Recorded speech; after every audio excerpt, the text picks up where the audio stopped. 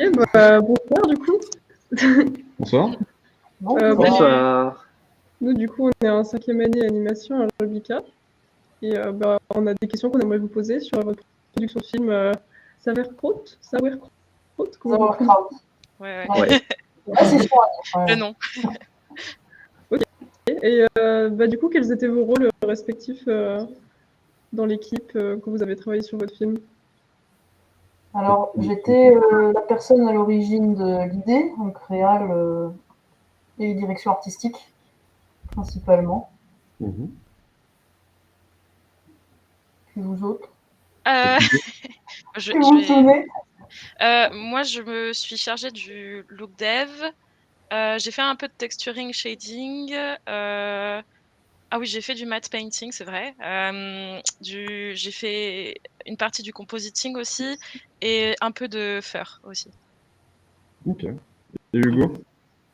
Alors moi, j'ai aidé sur le storyboard, j'ai fait l'animatique 2D, ensuite j'ai fait l'animatique 3D, et puis l'animation, et puis je fais du skinning aussi, un petit peu de skinning. Ok. Et ouais, je crois que je loupe rien. Des FX 2D aussi, quelques-uns. C'est vrai qu'il y a des fixes. Les explosions de la bouteille. Ouais, c'est ça. Et Maïté et Floria? Du coup, moi, j'ai fait de la modée des personnages et de la texture de props et assets. Et moi, j'ai fait le rig des personnages, tout ce qui était un peu pipeline, gestion de prod aussi, et le lighting rendu. Ok. Bah, moi, j'avais une question concernant l'histoire. D'où vous est venue l'idée d'allier l'Alsace, la nourriture et l'amour pour le scénario de votre film? Alors, ça m'est venu de ma sœur, qui était en couple avec un Alsacien à l'époque. Et un jour, elle a été invitée à manger la choucroute dans la belle famille. Et elle est très, très timide. Et elle s'est retrouvée au milieu d'une tablée de gens qui parlaient dans une langue incompréhensible, qui parlaient très fort, qui faisaient des blagues qu'elle comprenait pas. Donc elle était là, paumée au beau milieu des Alsaciens, avec les plats sur la table et tout, elle me racontait. Elle était très mal à l'aise. Et j'ai trouvé ça assez absurde, assez sympa. Et ça pourrait donner une histoire assez drôle, finalement. Un peu grinçante, voilà, malaise social, en même temps on essaie de plaire, etc. On essaie de faire comprendre. Donc voilà, mélanger tout ça, et puis pour essayer de faire de la choucroute en 3D aussi, pourquoi pas. C'est un bon petit défi ça d'ailleurs, on vous en reparlera. Ok, parfait. T'as une question? Oui, du coup, quel est le message principal de votre film que vous avez essayé de faire passer? Bon, il faut avouer que le message a un petit peu évolué avec les réécritures du film. Mais l'intention de départ était de montrer, d'avoir un film très expressionniste, très dérangeant. Alors, on a perdu au fur et à mesure le côté un peu dérangeant et on a trouvé un côté plutôt comique, bouffon, grotesque. Et vraiment parler du malaise qu'on peut ressentir quand on n'est pas à sa place, quand on n'est pas dans son environnement naturel, face à des gens qu'on trouve étranges, incompréhensibles. Voilà, donc dans le film, on a clairement cette démarcation de personnages entre le petit gars amoureux, machin, tout mignon, et le beau-père ultra imposant, etc. Donc vraiment aller à fond dans la caricature, dans le grotesque. On voulait pousser jusqu'au macabre et on est allé finalement plutôt vers de l'absurde plutôt que du macabre. Mais il y a quand même 2-3 passages qui suggèrent des choses un petit peu plus sinistres. Alors on a vraiment eu cette intention de jongler entre comique et horreur. Oui. pendant tout le film, histoire d'instaurer vraiment un malaise pendant tout le film, avec une chute à la fin, un petit peu façon film fantastique, etc. Mais avec toujours le petit twist comique horreur. Voilà. Ok. Très bien.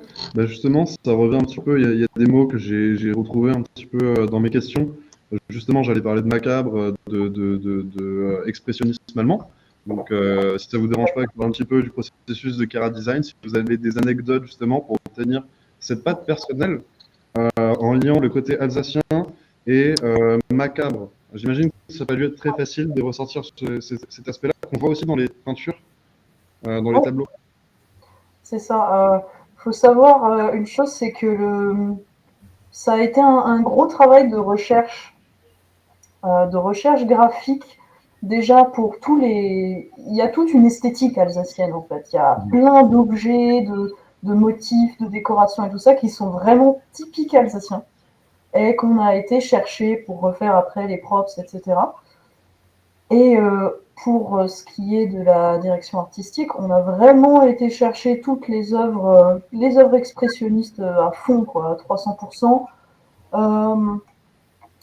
On avait Egon Schiele aussi. Ouais, Egon Schiele, c'était une des premières en inspirations. Exactement. Surtout pour le perso principal qui était très maigre, très, très osseux, comme ça, on aimait bien cet aspect-là. On a eu un petit peu de développement de direction artistique au fur et à mesure donc, de la pré-prod. On est allé un peu vers du studio Laika, ce qu'on peut voir voilà, dans les box trolls, beaucoup. Ça a amené plutôt le côté figurine, un petit peu stop motion des personnages. Ça a évolué là-dessus. Mais oui, pour ce qui est de la base de la direction artistique, l'univers, l'ambiance, etc., c'est vraiment un pur jus Alsace mélangé expressionnisme allemand et Tim Burton aussi, ça se sent très fort dedans. C'est un thème qui a porté un peu tout le film. Donc, Dans le design du personnage, Tim Burton, dans ouais. leurs. Ouais. Les personnages sont dans l'horreur. Les personnages sont extrêmement burtoniens et ils sont conçus comme des personnages de contes de fées, carrément. On a le petit maigrelet et l'énorme ogre qui est sorti tout droit d'un conte pour enfants qui a mal tourné, quoi. C'est ça. On avait d'ailleurs des soucis dans les proportions à cause de ça, parce que le père, qui est la représentation de l'ogre, était bien trop grand par rapport à certains mobiliers, ou c'était l'inverse, je sais plus trop. Mais il fallait qu'on ait une cohérence dans les proportions du mobilier. Soit les affaires, les mobiliers étaient très très grandes comme le père, soit c'était à l'échelle plus de la fille du père, donc des proportions plus normales. Et on a eu beaucoup de difficultés par rapport à ça pour trouver la bonne échelle aussi. Ouais, Lionel et Francis nous ont fait faire plein de retakes, non, dessus, je crois. Ouais. Sur l'échelle des objets, exactement. Ouais. C'est ça. Vous avez fait comment pour gérer justement ce problème de taille, de scale par rapport aux différents personnages? Ah bah, on a fait des line-up. On s'est posé des questions sur qui allait manipuler quoi. Sur les cadrages qu'on allait avoir, parce qu'on a un gros travail de caméra dans le film pour reproduire tous des effets, des focales très étirées, des plans expressionnistes et tout. Et il y avait aussi des props qui pouvaient être plus ou moins grossis en fonction des caméras. On pouvait tricher, faire un petit peu cette petite magie du cinéma où on pouvait s'amuser avec les proportions des objets. Ouais. On avait étiré un couloir, mais il était très très très long. Genre vraiment très long, c'était pas possible naturellement, pour avoir vraiment une profondeur très présente. Ça me fait penser à un film cette année où on a eu un problème aussi sur deux chaises, un personnage qui était trop petit pour aller sur la chaise. Donc c'est aussi cette question de qu'est-ce qu'on fait? Est-ce qu'on réduit les props pour les deux personnages ou est-ce qu'on triche sur la caméra? Je comprends, ces questions-là sont assez difficiles et vous avez plutôt bien joué. J'ai même pas tilté en regardant le film. Les plans où ils sont les deux personnages dans le cadre, ça rend plutôt bien, je trouve. Après, Après, on voulait garder vraiment le fait que c'est une maison d'ogre. Et Ouais. le personnage principal, qui est tout petit, qui est machin et tout, il n'est pas à sa place. Donc il est un peu comme un mini-moy dans une grosse maison gigantesque aux proportions hallucinantes. Et il fallait que ça se garde quand même ça. Donc au final, si on regarde dans le film, il est assez petit sur la chaise quand il est assis à table, etc. Il est quand même de taille assez réduite par rapport à l'autre. Et du coup, tout en restant sur les points de vue techniques de votre film, quel a été pour vous le plus gros challenge d'un point de vue technique du coup dans votre film? La choucroute? Ah oui, Et oui, le oui, oui. look dev aussi. Il Le est look dev, ça d'accord. a été difficile. Mhm. Bah, pour la partie look dev, c'est parce qu'en fait, on voulait partir sur du coup l'expressionnisme allemand, Egon Schiele. Et à la base, on voulait vraiment partir sur quelque chose avec des textures très en mode peinture, avec limite des traits de peinture, de contours noirs, etc. Sauf qu'en fait, on n'avait pas du tout les connaissances nécessaires pour pouvoir faire ça et faire ça sur Maya en plus. Si c'était sur Blender, peut-être que ça aurait été plus possible. Et vu qu'on travaillait sur Maya obligatoirement aussi, ça a été un petit peu plus complexe de pouvoir essayer de trouver quelque chose qui pouvait fonctionner pour ça. Au final, ça n'a pas vraiment fonctionné. C'est pour ça qu'on est plus allé vers une patte artistique, mais soft, dans le sens où on est allé vers du studio Laika avec la référence de Box Troll Ok. Ok. et la choucroute. Bah, Le bac de sel aussi. La choucroute, c'était du gros sur Houdini ou... Parce que j'ai vu qu'il y a deux aspects de choucroute. Il y a pendant le film où elle est en mouvement et le plan de fin. J'ai remarqué qu'il y avait une petite différence entre les deux choucroutes. Donc ma question c'est est-ce que le plan de fin c'est un sculpte et le reste c'est un groom simulé ou est-ce que vous avez d'autres techniques On a fait la forme de la choucroute, c'était Alix qui est pas présente. Elle a fait la forme de la choucroute sur Houdini où elle a ajouté les fils de choucroute en fait et c'était du coup des je sais plus comment ça s'appelle des mèches, tout simplement des mèches grooming de choucroute, je sais pas trop. et ensuite, le souci, c'est que les cheveux étaient trop lisses. Du coup, on a dû repasser par ZBrush pour pouvoir les refaire, pour avoir un petit peu plus de volume et un peu plus de, je sais pas, de zigzag dans la choucroute. Donc, à mon avis, c'est peut-être pour ça qu'il y a un peu des différences entre celui du plat principal et celui dans les assiettes, parce que c'était pas exactement les mêmes. Ça a été un peu compliqué parce que du coup, on a dû utiliser ZBrush et tout pour pouvoir le faire. Donc, pouvoir faire ça sur chaque morceau de chou un par un. Parce que le problème, c'était que la displacement map marchait pas en fait sur chaque cheveu de choucroute parce que c'était trop fin en fait et du coup, ça traversait.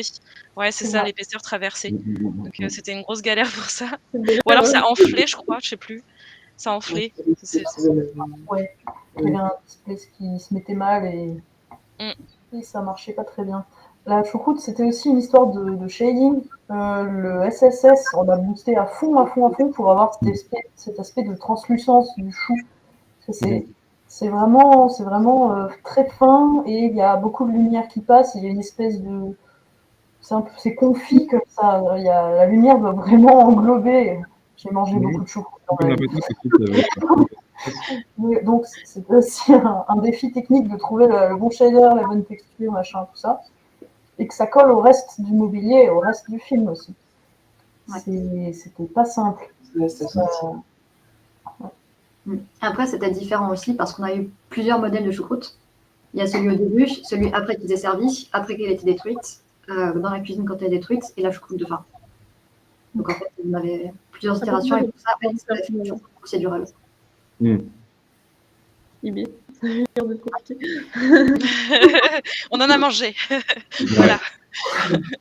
Et sur la team du fou, choucroute. Ah, ça va être marrant.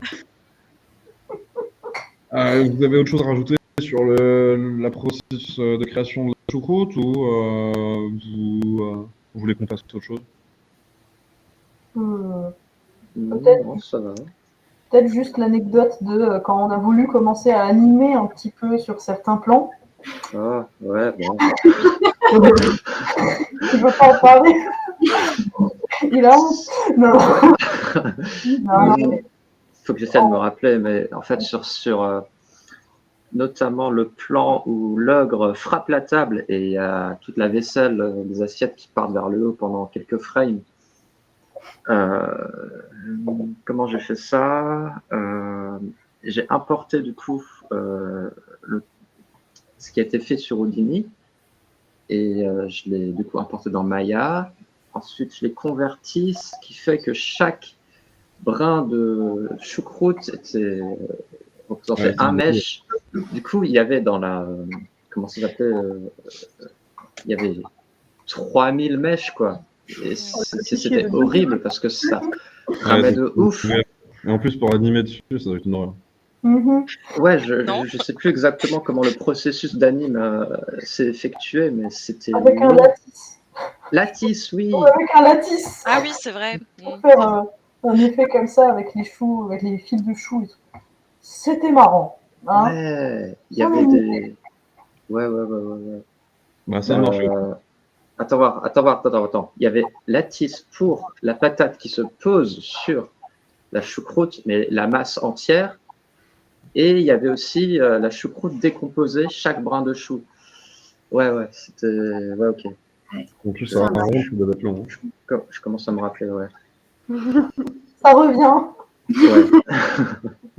Et puis, comme ça ramait de ouf, des fois, Maya, il crachait à moitié, puis il déconnectait tous les liens, et puis tout devenait vert sur l'écran. Et puis moi, je demandais à Floraya pourquoi ça devenait vert, mais et puis c'était vraiment, c'était un boxon. Voilà. Surtout que vous n'avez pas le même pipe. Maintenant, on est passé à un autre pipe, en plus, c'est la production. Ah oui. Donc, ouais. Un truc écrit par du livre, non? On va donner sur notre pipe. Et ben, vous avez de la chance. Oui. Oui. Ouais. C'est Ramsès. Ça va, il marche bien, Comment ça s'appelle? votre pipe. Oui, c'est Ramsès. On remercie Dudu. Ouais. Coucou Dudu. Merci pour les updates. Bon, pour changer un petit peu, moi j'avais une question concernant la direction artistique. Comme vous avez parlé un petit peu d'un expressionnisme, tout ça, c'est des références qui sont souvent très noires et blancs. Est-ce que le film, vous l'avez pensé en noir et blanc ou en couleur dès le début? Eh ben, pas du tout, parce qu'il y avait une autre petite référence pour surtout la couleur, qui était la filmographie de Caro et Jeunet. Donc, Delicatessen, La Cité des Enfants Perdus. Et les couleurs se sont imposées d'elles-mêmes grâce à ça. Et même dans l'expressionnisme, il y a certaines œuvres qui sont extrêmement colorées.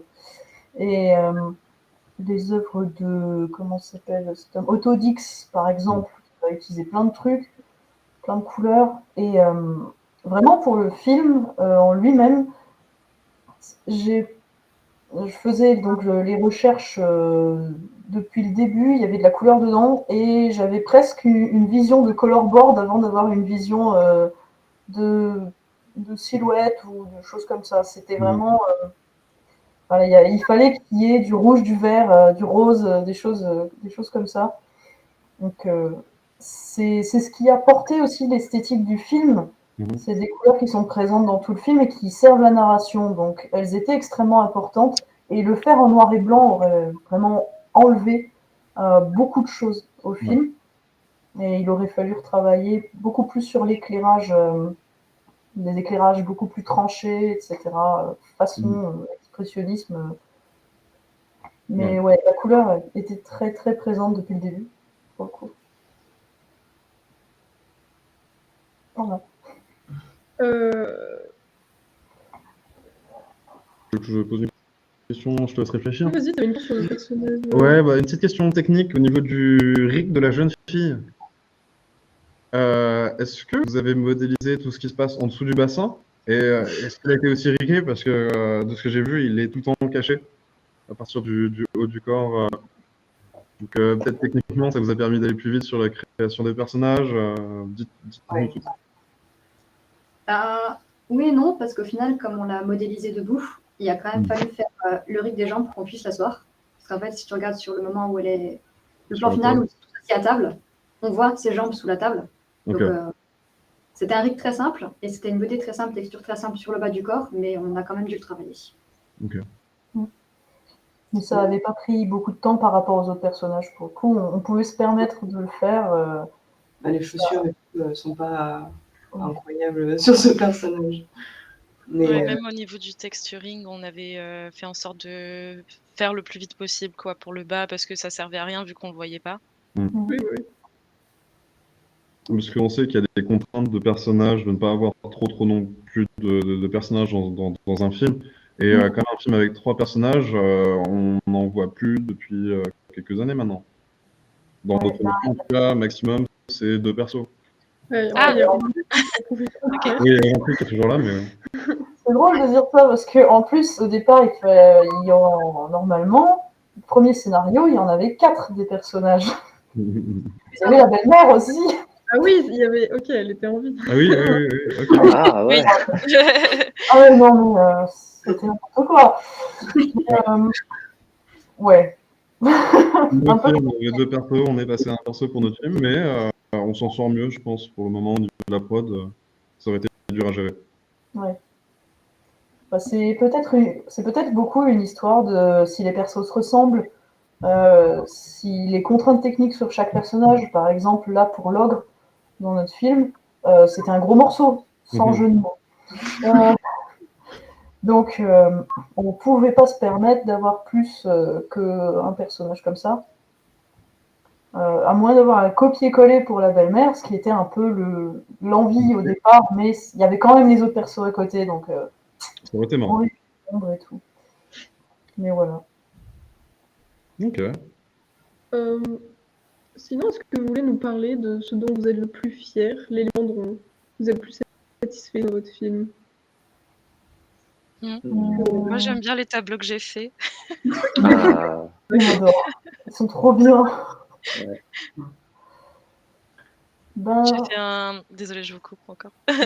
J'ai fait un tableau de notre groupe, mais en mode famille de photos alsacienne. Un cadre, je sais pas, on le voit un moment dans le film peut-être. C'est dans le je sais film? plus. Ah, ok. Ça Oui, va oui. que je regarde. Et genre chaque personnage est une entité, genre par exemple, c'est parce que je l'ai devant moi dans l'artbook, c'est pour ça que j'y pense. Genre par exemple, Floraya c'est le papa, Andrea c'est la maman, Alix et moi on est 2 petites filles, Hugo c'est un bébé et Maïté c'est la grand-mère. Du coup c'est très drôle et c'est glauque en même temps, donc voilà. Puis il y a aussi un tableau où c'est une Alsacienne qui tient un plat de choucroute comme ça et il lui manque une main. Et le plat de choucroute est en forme phallique et je trouvais ça drôle. Voilà. Mais ouais, du coup, ils ont une main sur toutes les femmes, presque non, de la famille. Ouais, il y a des indices un peu partout. Ouais. Mais d'où vous est venue cette idée de retirer la main pour un mariage? C'est vraiment littéralement de proposer sa main qui est mise en blague? Ouais. Mais l'idée vous est venue juste... oui, c'est pour la blague.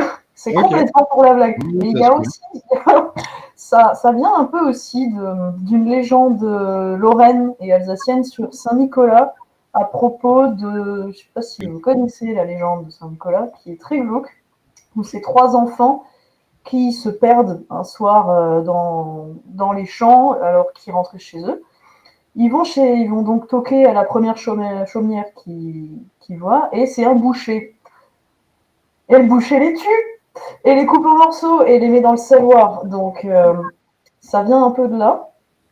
Le coup des membres coupés, trucs comme ça. Okay. Ouais. On a même hésité pendant un moment à mettre la main dans le saloir à la place de la tête de cochon. La main de la maman, en fait, qui n'est pas là, du coup, sur le cadre.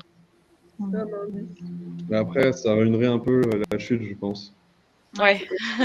Ouais, le fait qu'on voit dans les tableaux qui Ouais, manque c'est ça, des c'est mains. plus subtil, je trouve. Et après, c'est quand pas il mal. donne la main, tu fais Ah Ouais, c'est ça, c'est vraiment... C'est pour ça qu'elles ont toutes des moignons. Et pour rebondir là-dessus, c'est tout ce qu'on a mis en place dans le décor, tous les petits détails, les petits indices, etc., toutes ces petites subtilités, c'est à la fois ce dont je suis le plus contente sur cette production, Mais aussi, ce que je suis un peu déçue, parce qu'on a fait beaucoup de travail au niveau du décor, au niveau des props et tout ça. Il y a vraiment beaucoup d'attention qui a été portée là-dedans. Et c'est des choses qui sont très subtiles, qui ne se voient pas au premier visionnage, etc. Et j'aurais aimé, je ne sais pas comment on aurait pu mieux l'amener, mais ouais, ça aurait été encore mieux si on avait pu encore plus mettre en avant tous ces petits détails et mettre encore plus en valeur tout ce travail, parce que c'était un super travail de tout le décor et de props. Ouais. C'était très très très sympa. Merci Maïté. Ça fait beaucoup de travail dessus. Agony m'a beaucoup aidé aussi. Mais c'est vrai que il y avait des éléments aussi qui étaient un peu loin et on ne voyait pas forcément la texture. Donc en fonction des shots, il a fallu mettre une texture plus ou moins détaillée, plus ou moins grande, voire sortir en 4K, en 8K, sortir en toute petite résolution. Donc, moi j'ai bien aimé, en tout cas c'était vachement cool. J'aime bien la texture de la choucroute.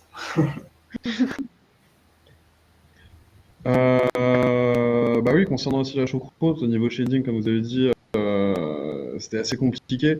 Vous avez eu d'autres problèmes techniques dans la réalisation du film, des choses inattendues qui sont arrivées, des problématiques que vous avez surmontées suite à ça? Je crois au niveau du pipe, il y a eu Ouais. des soucis avec les textures et des imports d'alambic et de textures sur les personnages. Il y a eu des changements de maillage à un moment, si je me souviens bien. Ouais, c'était à cause. Mm. Vas-y, Et on avait ouais. aussi des problèmes avec le fur aussi, que genre je faisais le fur et il s'importait pas bien, genre ça faisait que des pics comme si tu avais de l'électricité statique. Il voulait pas s'importer correctement, ça a été un calvaire pour trouver une solution.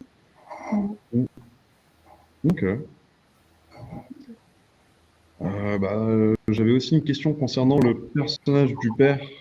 J'imagine qu'aussi à riguer, ça devait pas être très très facile vu les proportions. Si vous avez quelque chose à rajouter sur le personnage du père, en particulier avec les boutons qui devaient suivre. En soi, Pardon, vas-y. moi j'allais dire, pour moi ça a été assez simple. C'est juste que pour le coup, les 3 personnages, ils ont été faits en 1 mois et demi, les 3 en même temps. Donc c'était vraiment très très court pour faire vraiment 3 persos et les bosser à fond. Heureusement, j'ai eu un petit peu d'aide de Hugo pour le côté skin de l'ogre. Mais en soi, ça a été plutôt facile. J'avais fait beaucoup de scripts en amont pendant que Maïté faisait la modée des personnages pour pouvoir automatiser au maximum et avancer le plus vite possible. Ok. Mais sinon, ça a été plutôt simple en vérité. Il y a eu beaucoup de choses que Hugo a fait pour le skin du père. C'était des blend shapes correctives au niveau des articulations et tout ça. Ah, les mains. Ouais. Je me rappelle, j'en ai fait pour les mains.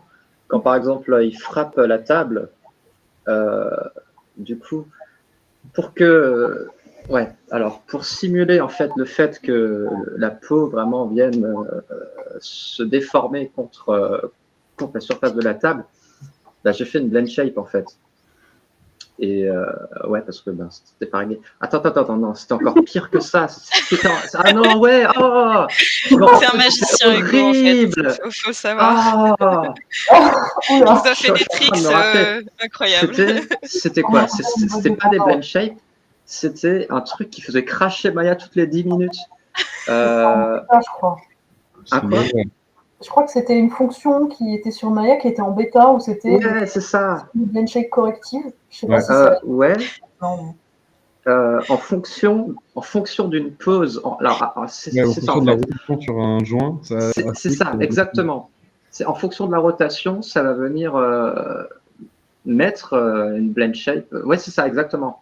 Ouais. Et quand on mettait la main en position point fermé, en activant ces blend shape correctives, ça venait la mettre comme si elle était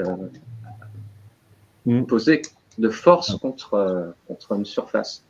pour la déformation. J'avais fait ça pour les mains, ouais, c'était vraiment galère parce qu'en fait, fallait vraiment aller dans un ordre très précis parce que sinon ça faisait cracher Maya tout simplement. Ouais. Et ouais. Ah, mais continue ça. C'était pas Bah, au point. J'imagine. Nous, sur notre Vous êtes- cinquième année, on a aussi les coudes et les épaules qui font faire blend shape corrective. Et Ouais, c'est une horreur à faire marcher, mais quand ça marche, on est content. ouais, c'était pas mal, ouais. Et je crois que c'était tout. J'ai fait quoi d'autre? Tu avais fait aussi des blend shapes pour simuler les plis de graisse Où ça? sur les mains et un petit peu sur le cou aussi. Ah oui, je me Sur le souviens. coup? Mhm. De qui? De- Au niveau du col, je crois que c'était là où ça a plié, etc. Le double menton. Ouais, peut-être. Ça, je me rappelle plus On a trop. vu Il a avec tout le masque. oublié. Ah, là, le truc des mains, c'est revenu comme ça. Oh.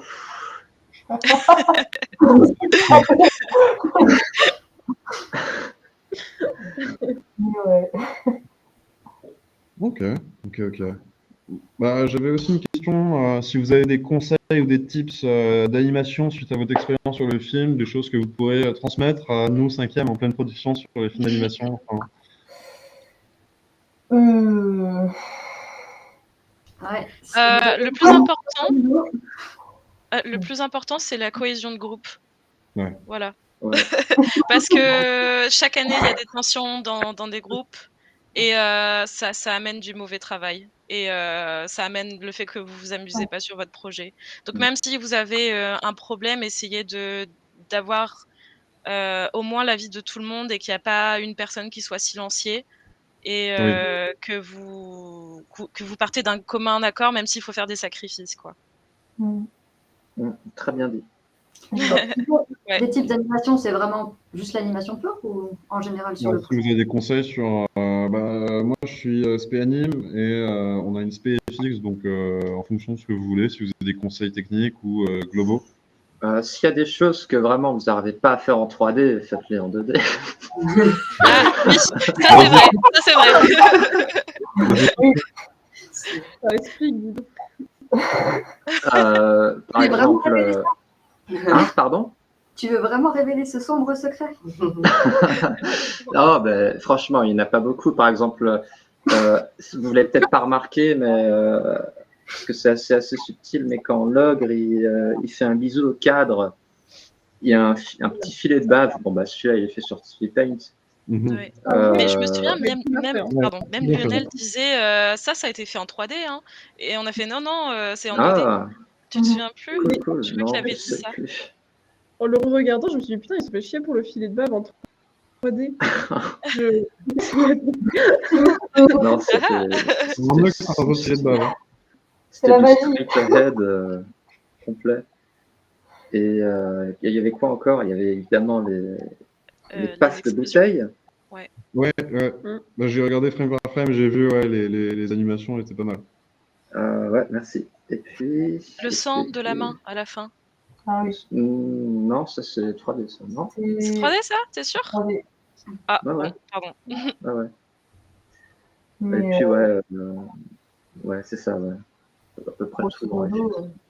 c'est ça. Grosso modo, n'hésitez pas à avoir plein de techniques différentes, plein d'outils de toutes sortes, et pas s'enfermer dans une façon de faire, parce que plus vous avez d'outils à votre disposition et d'astuces et de réflexion, et plus vous allez aller vite, et vous allez trouver des choses pour être plus efficaces, et ça va aussi donner une patte spécifique à votre film et à votre production, qui va lui appartenir par votre astuce technique, en fait. Et ça, c'est un truc qui m'aide beaucoup actuellement dans la vie pour mon job. C'est vraiment d'être astucieux, de chercher des bricoles, des bidouilles, hein, même si c'est des bidouilles, mais terribles, si ça casse pas le pipe, bien entendu, ça marche. On y voit que du feu à la fin. Pas la peine de, comme je disais tout à l'heure, modéliser un personnage complet et le riguer. Si c'est nécessaire, ouais, mais pas aller trop loin, quoi. Pas s'amuser à faire tout le truc et trouver des astuces pour les FX, trouver des astuces pour plein de choses. c'est être astucieux en général, c'est vraiment une bonne chose. Un bon conseil. Ouais. Mm. Je crois juste ajouter un truc pour l'animation, pour revenir là-dessus, qui était, on a énormément travaillé les poses d'animation et les caméras à l'animatique. Là, notre Ouais. animatique, elle a été mais poussée du feu de Dieu. C'est-à-dire, on était en confinement, on n'avait que ça à faire, on était à fond. Donc, oui. Donc, on a beaucoup travaillé là-dessus. Et ça nous a bien aidé par la suite. Il a fallu uniquement remplir les trous, entre guillemets, d'animation et peaufiner ce qu'on avait déjà. Ouais, remplacer les assets et garder la cam. Ouais. On s'est beaucoup basé pour l'animatique 3D sur une animatique qui a été faite en 2D. Et j'ai vraiment déjà dans l'animatique 2D poussé l'acting assez loin dans certains plans pour vraiment avoir un ressenti déjà vraiment assez poussé. Ouais. Ok. Plus il y a de travail en amont, et plus simple sera la suite, globalement. Donc, beaucoup de préparation et de réflexion pour faciliter le côté technique derrière. Ça va avoir une bonne organisation. Et c'est pas une astuce, mais c'est aussi un fait qu'il faut savoir. Attendez pas le compositing pour régler des problèmes. Parce que chaque année c'est pareil, genre on dit oh, on va voir ça au compo, sauf qu'au compo on n'a pas le temps, généralement c'est la dernière étape, et soit on n'a pas le temps, ou soit on a le temps, on le fait mais on a de la chance, ou soit le compo, bah, le souci c'est que la personne qui fait le compo c'est pas un pro, tu vois, donc il sait comment manier le compositing, mais il saura peut-être pas comment faire pour fixer le problème sur l'image. Donc, et ça prendra énormément de temps à essayer de trouver un fixe. Donc, si vous pouvez trouver la solution avant, vaut mieux le faire, quoi. Oui. Oui. Ça, ouais, ça, on le voit déjà, on commence déjà à le voir après les premiers DCP, donc Ouais. je comprends. Est-ce que vous avez d'autres questions sur le film en particulier? Une dernière, et puis après on passe sur les. Le monde pro? Ouais. Bah, j'avais juste une question parlant aussi d'animation. Je me rappelais que vous avez parlé de l'effet stop motion dans visuel. Est-ce que c'était venu un moment l'idée de faire l'animation aussi en stop mo, peut-être un 12 FPS, quelque chose comme ça? On l'avait évoqué à un moment, il me semble, mais c'était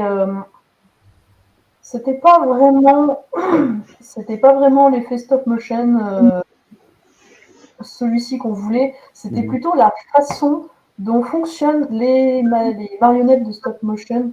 Parce qu'en fait, les films de stop mo actuellement, ils sont très fluides. Il suffit de voir le Pinocchio de Del Toro, et en fait, c'est aussi fluide qu'un film en anime 3D. Mais ce qu'il y a, c'est qu'il y a certaines contraintes de mouvement et des façons de bouger et d'animer les personnages qui sont un peu plus particulières à la matière, en fait. Et donc, on est allé un peu dans ce sens-là en termes d'animation, avec une espèce de rigidité de certains mouvements, des choses comme ça.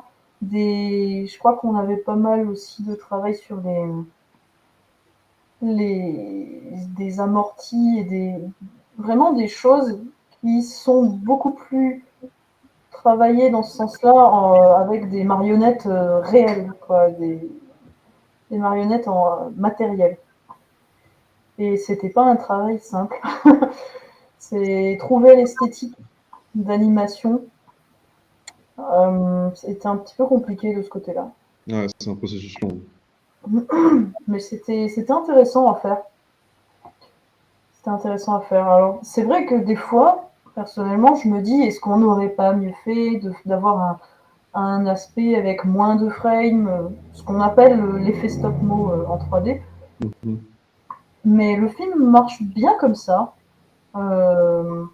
Et je suis pas plus phasée que ça là-dessus. Donc, finalement, ça pourrait avoir été fait en 12 frames, par exemple, mais ça aurait peut-être pas ajouté quelque chose particulièrement à l'animation telle qu'elle est faite. Ok. Merci. Très bien. Bah écoutez, là je vais vous poser une question plus dirigée hors école. Ouais, Mais actuel. vers quelle profession, quelle spécialité vous êtes dirigé après votre sortie avec votre film en poche?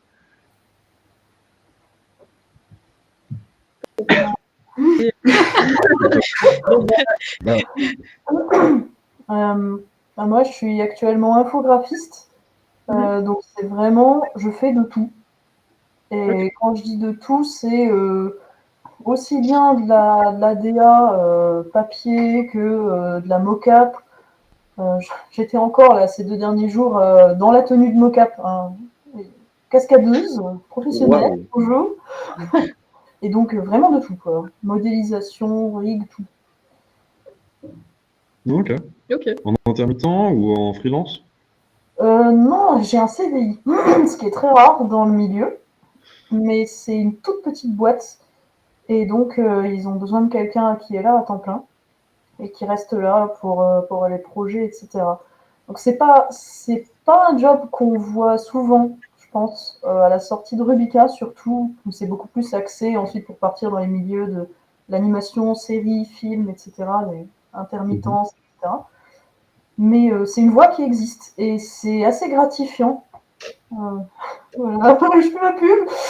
Je fais ma pub pour mon métier, mais c'est assez gratifiant pour ceux qui aiment mettre les mains dans le cambouis et tester plein de trucs. Et qui sont un peu polyvalents, un peu touche à tout. Qui aiment changer de prod aussi régulièrement. On a beaucoup de choses différentes. Donc voilà. C'est Ok. Très bien, très bien. Hugo, si tu veux nous parler, comme ça on fait un peu dans l'ordre des caméras qui sont affichées. Ouais, ok. Ben moi, je me suis tourné vers l'animation 2D traditionnelle faite sur TV Paint. Donc, j'ai fait une sorte de flip à 180 degrés et puis je me suis éloigné de la 3D complètement. Parce que, en fait, je me suis rendu compte que, ben, au final, ma vraie passion, c'était le dessin. Enfin, l'animation faite à la main, hein, dessinée complètement. Et voilà, donc après la sortie de l'école, j'ai passé une année à créer un book d'animation personnelle faite entièrement à la main. Et j'ai trouvé un job très récemment, là, en novembre, à Silex Animation, à Angoulême.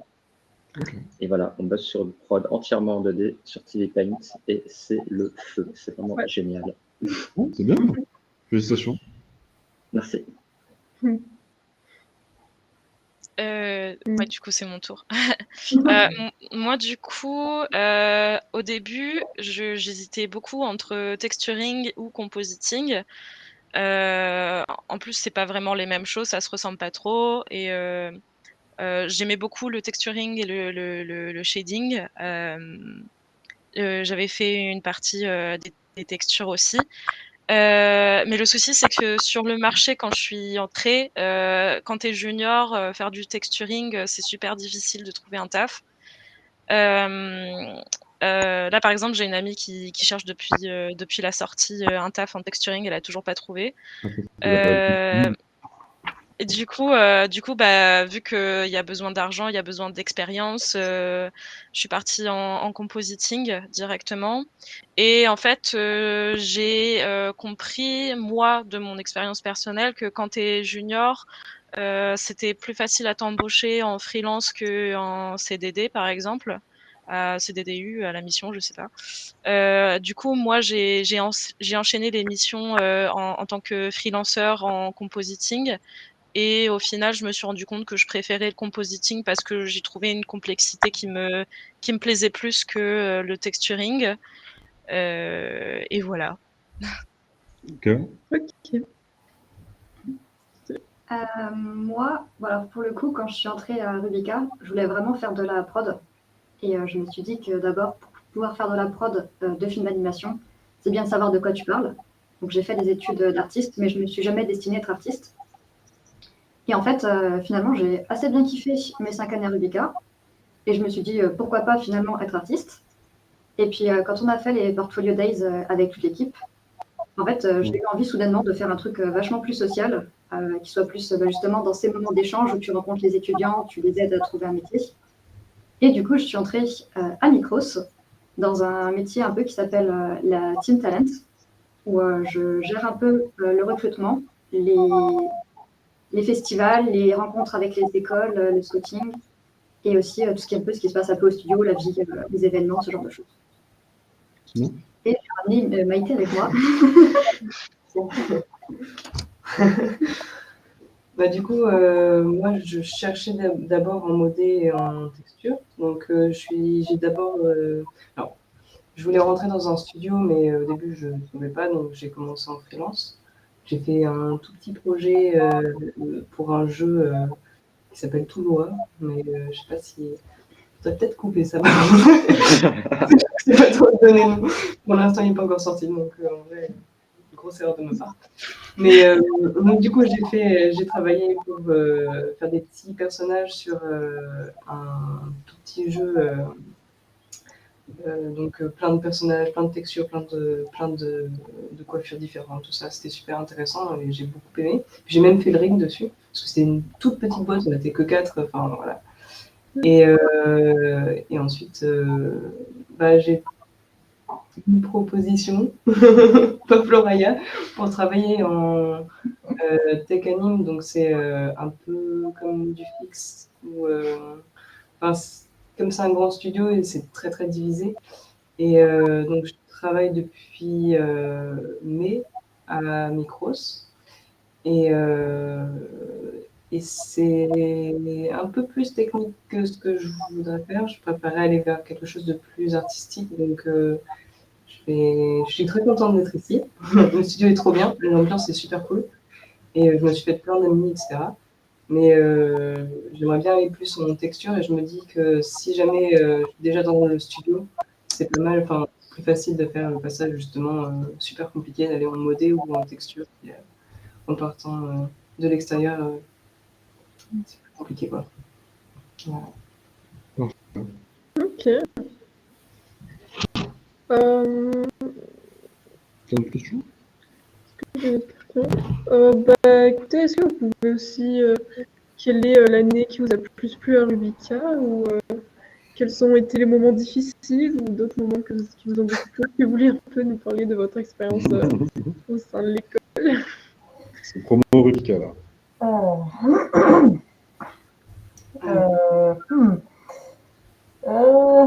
J'aimais j'aimais bien l'ambiance, vraiment, avec les camarades, les copains et tout ça, super moment.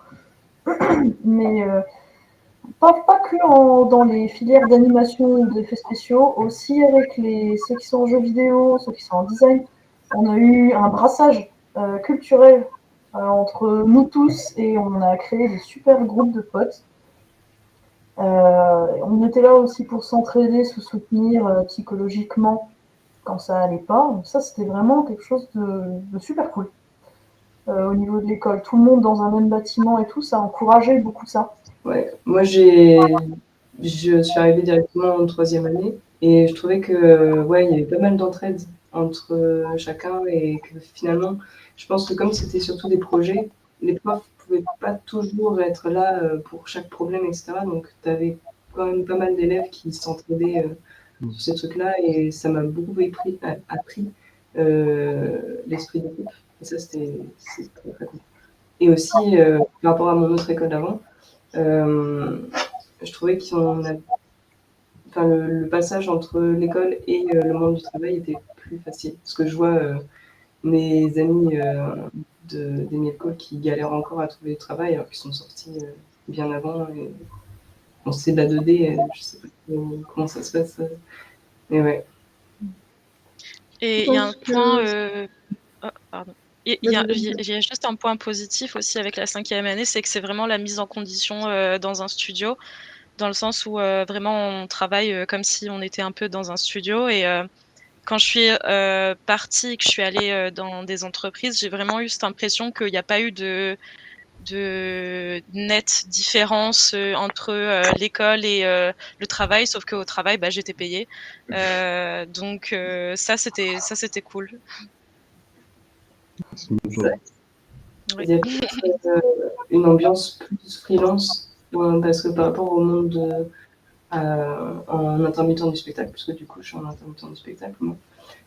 Tu as quand même des horaires très précis où tu restes pas beaucoup plus longtemps après l'heure. Oui, c'est pas faux, quoi. En France, ouais, je passais beaucoup plus de temps et j'imagine que vous aussi. Oui, Tu as mentionné le fait que c'était plus simple plus professionnellement, tu voulais dire enfin, genre pour trouver un travail, pour s'intégrer dans les studios. Est-ce que tu penses que c'est lié au fait que l'école contacte beaucoup d'entreprises? À quoi tu penses que c'est dû? Tu m'as expliqué. Moi, Ah. Que c'était plus simple, bah, là dans le studio on est tellement divisé que enfin, c'est quand même plus simple, je sais pas si c'est le bon terme. Mais tu as quand même un cadre autour et une sécurité et des leads et des gens au-dessus de toi qui t'aident à voir ce qui va pas, etc. Moi je pensais que ça allait être beaucoup plus stressant en fait. Donc, ouais. En fait, t'as pas tant de responsabilité puisque en junior en tout cas, en junior graphiste, parce que t'es pas en train de faire 36 000 tâches. Donc, ouais. Ça dépend du studio, je pense. Enfin, après, ça, c'est mon expérience de freelance parce que je suis allée dans plusieurs studios différents. Et tu as des studios qui te laissent gérer tout seul comme un grand, et où t'en as d'autres qui t'accompagnent main dans la main. C'est vraiment très différent de qui tu as dans le studio et comment ils gèrent les juniors là-bas, en fait. Après, c'est peut-être parce que j'étais freelance et que je pense qu'en CDD ou CDDU, ils ont pas la même logique, vu qu'après, ils cherchent peut-être à prendre la personne en continu. Donc il l'entraîne en même temps et le forge en expérience. Mais quand j'étais dans différentes entreprises, la façon dont j'étais traitée pouvait vraiment varier. Ok. Ok, bah, c'est bon pour nous. Ouais, vous avez autre chose à dire? Dernier mot? Alix, tu nous manques. Ouais. On n'a pas dit ce qu'elle avait fait aussi. Enfin, parce qu'on a tous dit ce qu'on faisait et on n'a pas dit. Sur quel projet on a bossé? Non, Alix. Ah oui. Ah oui, bah, Ah oui, Oui. ouais. Ok. Vas-y Maïté, tu incarnes Alice à partir de maintenant. Bah, en soi, Alix, c'était la seule FX artiste du groupe. Donc elle a vraiment assumé elle toute seule la charge de FX. Et après, elle a été en renfort sur beaucoup de petites tâches. Puis elle a fait un peu la modée des assets. Et elle a fait aussi tout ce qui était layout, mise en place, Ouais. et les modeling de props. Du coup, l'explosion de la choucroute et tout. Ouais. Et vous savez sur quoi elle est En partie. parallèle, elle apprenait C4D aussi, parce que en fait, elle aime bien la modélisation, mais elle adore le logiciel C4D. Elle voulait vraiment se mettre dans ce logiciel et travailler pour et avec ce logiciel. Du coup, je crois qu'elle a fait énormément de modélisation et elle s'est créé un compte Instagram où elle postait énormément pour avoir une belle banque d'images à montrer à des futurs employeurs à côté. Enfin, elle faisait ça tout en ayant un emploi déjà assuré au Japon. Parce que quand on a C'est commencé vrai. le film, elle était déjà embauchée. C'est vrai. Elle est au Japon depuis 2 ans. Elle est pas partie loin. après elle mais en fait, elle avait déjà son contrat signé quand on a commencé le film. Elle est restée avec nous pour faire le film, mais elle avait déjà sa position sécurisée. En FX ou en C4D? Un peu généraliste. Ok. C'était une entreprise qui venait de se créer, du coup, elle devait vraiment assumer la charge 3D de cette entreprise. Parfait. Cool. Bon, bah, moi, je n'ai pas d'autres questions. Bah, merci beaucoup d'avoir pris le Merci. temps de nous répondre. Et moi, j'ai des Euh, Ouais, parce que je sais pas si je les ai ratés, mais je crois que vous nous avez pas donné vos noms.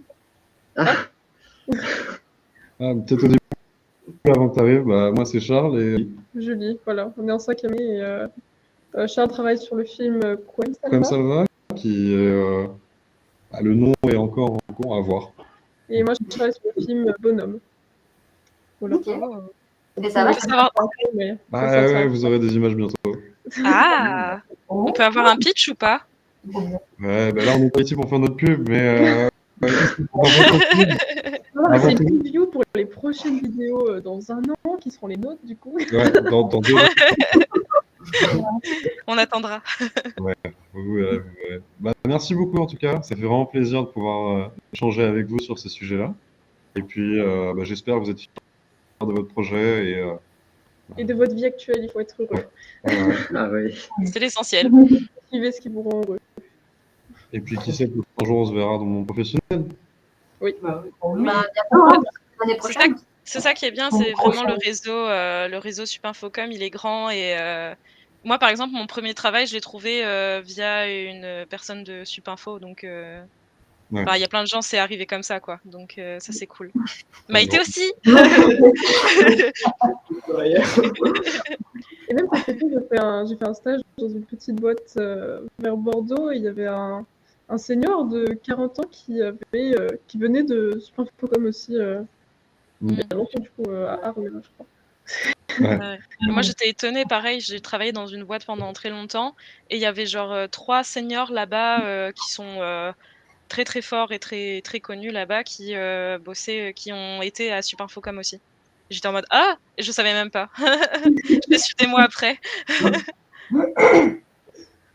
Le monde est Exactement. Bon, ben voilà. Merci beaucoup. Bah, merci beaucoup. Merci à vous. Merci d'avoir participé. Merci. Merci à vous, oui. Et vous aussi. Et en vous souhaitant une bonne continuation du coup. Bon courage pour votre film. Hein. Ouais, bon courage. Merci. On a hâte de voir les films. Ouais. Oh, oui.